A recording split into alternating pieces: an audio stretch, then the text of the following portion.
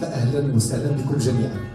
في البداية تعرفوا بأن رصدت الأسرة الفنية في وفاة واحد العملاق، واحد المايسترو الرباب اللي تدفن اليوم، ولذلك بغينا نوقفوا كاملين باش نقراو سورة الفاتحة ترحما على روحه الطاهرة، وترحما أيضا على والدة الفنان أحمد إمام، كذلك والدة الفنان سعيد أوركسترا القاسمي، وعلى جميع من غادرنا إلى دار البقاء. وهذه الفاتحة إن شاء الله هي باش غادي نبداو الحفل ديالنا.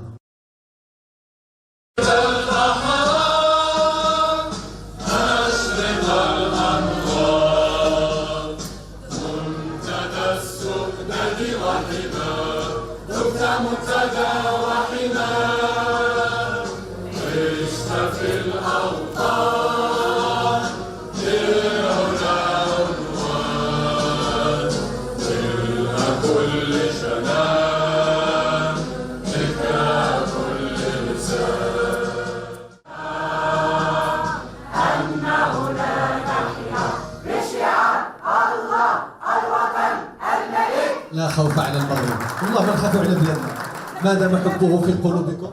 كنبغي نشكر بزاف بزاف بزاف ونشكر عليها الاخ ابراهيم طمطم اللي هو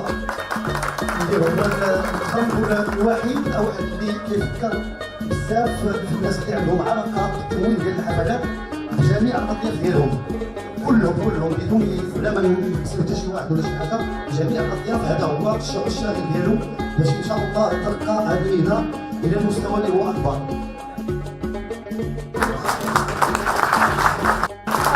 رجل السنه بامتياز في القطاع الحاج جبل الحيان.